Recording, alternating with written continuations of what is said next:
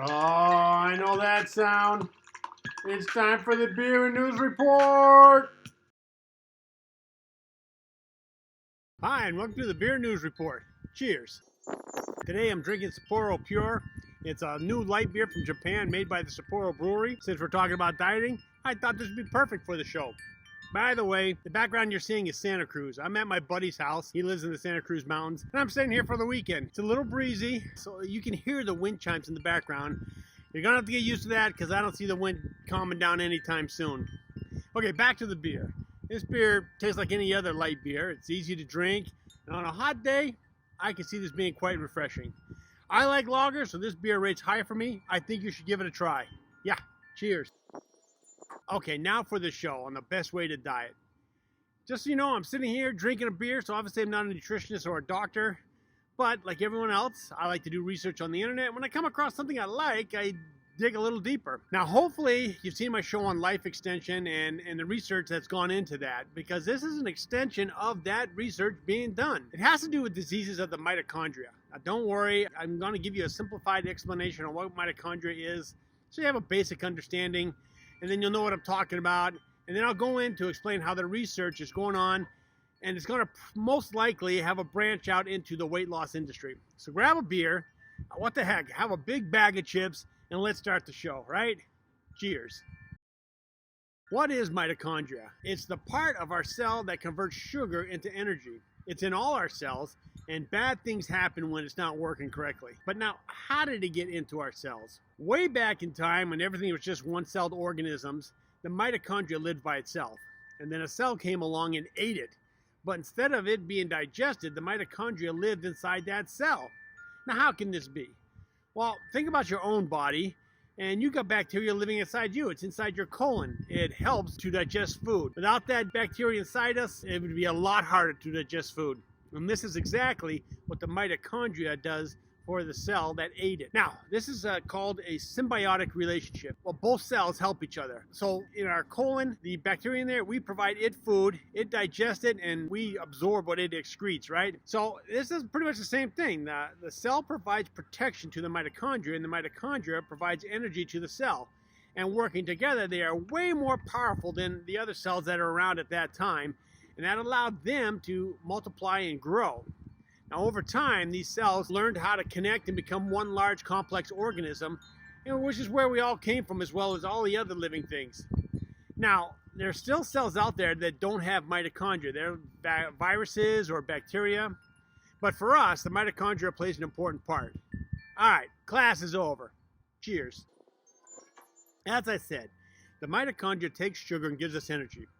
So what happens when this isn't working properly? It brings out a number of diseases like MRF, or Milos.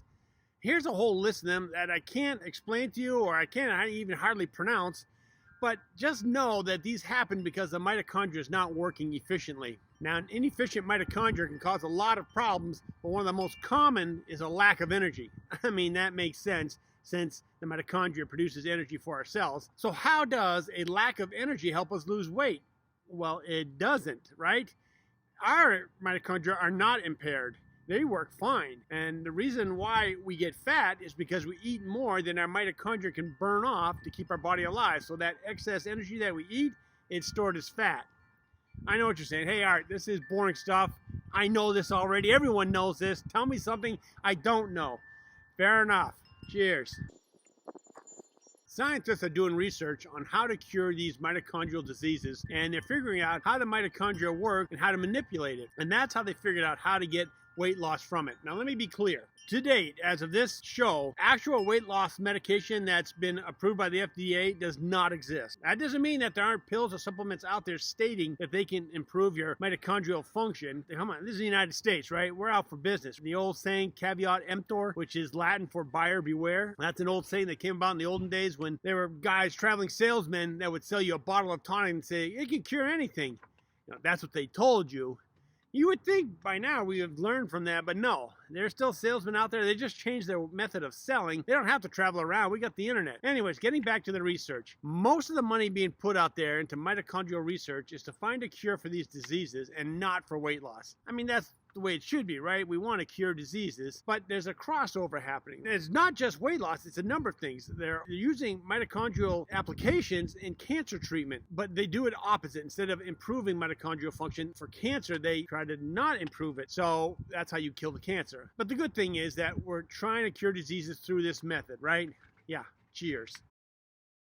Here's the prediction that I'm making. By 2030, there will be an FDA-approved drug that improves mitochondria function, and that'll help you lose weight. But do we really need an FDA-approved drug for weight loss? Okay, think of all the people out there with type 2 diabetes. They take insulin to help their body digest food, but this really doesn't reduce their weight, which for the most cases is what brought on the diabetes in the first place. So to actually help cure diabetes, we want to reduce your weight, and that's where this research comes in. The drugs they are developing will make the mitochondria work better, and this will cause your body to burn food faster, giving you more energy and thus lose weight. Isn't that what we've been asking for? A pill that makes us lose weight?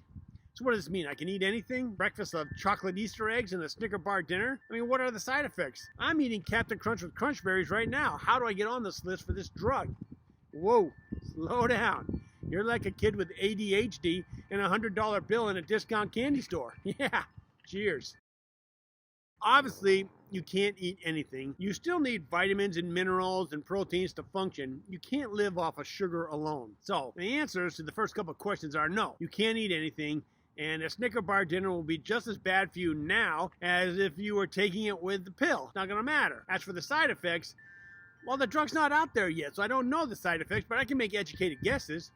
Think about it. If you're taking a drug that improves your mitochondria, that means you're going to have more energy. And if you're having more energy, that means that when you're at work typing away or coding or whatever, you're going to be fidgety because you got all this energy. There may be a new thing coming out called AADD, which is Adult Attention Deficit Disorder. Who knows? And then again, having more energy probably means it's going to be harder for you to sleep, so you'll most likely have insomnia. But that also means that you have more energy for sex too. I mean, right? Neither one of you are sleeping. You might as well do something. Also, since you're burning more energy, your body is going to run hotter. That means it's going to be great in the cold weather, but in the hot weather, it's going to really suck.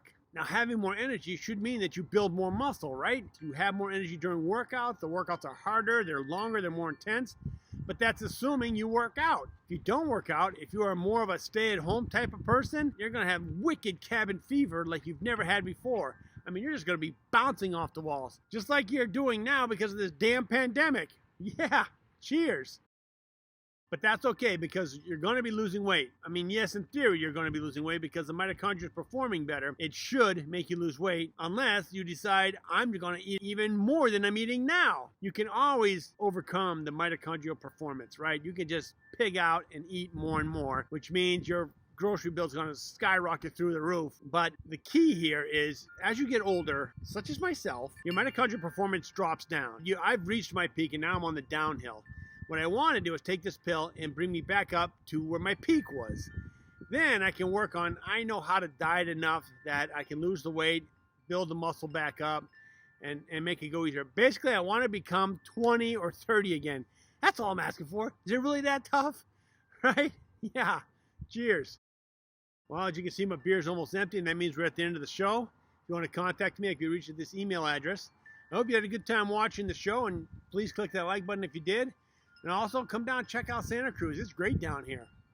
Now, if you want to be notified of new shows, click that subscribe button and then click the bell icon next to it. This will notify you when I post a new show.